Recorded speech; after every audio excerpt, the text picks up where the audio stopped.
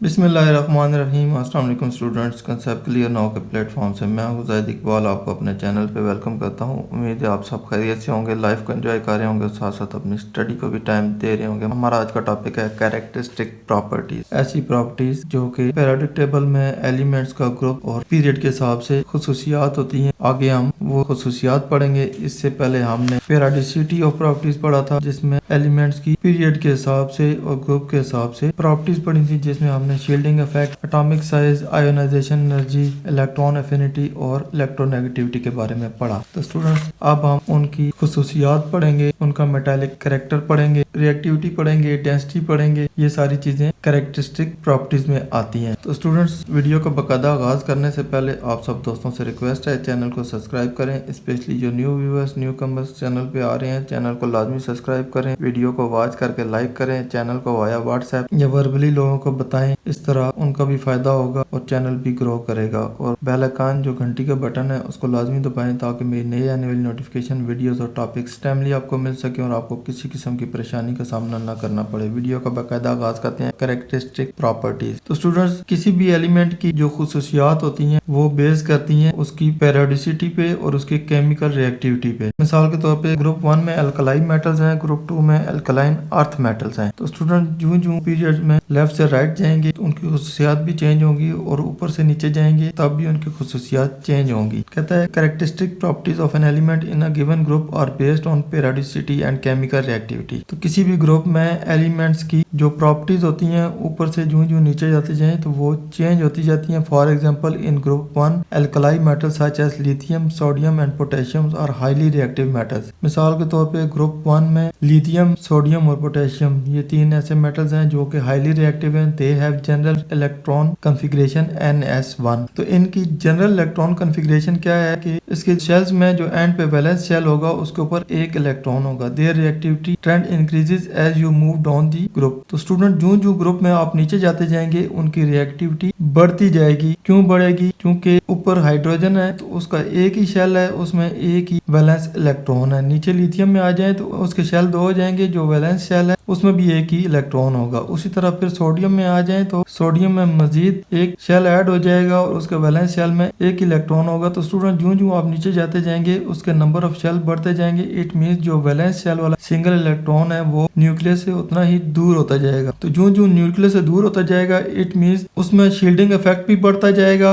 Atom का size भी बढ़ता जाएगा। उस वजह से न्यूक्लियस से दूर होने की वजह से न्यूक्लियस की गिरफ्त उसके ऊपर कमजोर होती जाएगी, वो इजिली रिमूव हो सकेगा और रिएक्शन में आ जाएगा। Lithium being at the top of the group is the least reactive metal among alkali metals. तो स्टूडेंट्स ग्रुप 1 में देखें तो ऊपर हाइड्रोजन है, नीचे जितने भी एलिमेंट्स हैं वो सारे मेटल्स हैं। हाइड्रोजन मेटल में नहीं आता, लेकिन लिथियम से नीचे सारे मेटल्स हैं। तो मेटल्स, लिथियम सबसे कम रिएक्टिव होगा, लेकिन जो नीचे सोडियम की तरफ जाएंगे फिर पोटेशियम की तरफ जाएंगे तो रिएक्शन बढ़ता जाएगा, वो ज्यादा रिएक्टिव होते जाएंगे। As you move down the group the atomic size increases and the outermost electron is further from the nucleus. तो जो आप ग्रुप में नीचे जाएंगे इसका एटॉमिक साइज इंक्रीज होता जाएगा। जो एटॉमिक साइज इंक्रीज होता जाएगा इट मींस वैलेंस शेल वाला इलेक्ट्रॉन उतना ही न्यूक्लियस से दूर होता जाएगा, leading to be lost easily. इसका मतलब ये है कि वो इजिली लॉस्ट हो सकता है, रिमूव हो सकता है। This leads to increase reactivity. इसकी वजह से इसकी रिएक्टिविटी इंक्रीज होती जाएगी। So sodium is more reactive than lithium.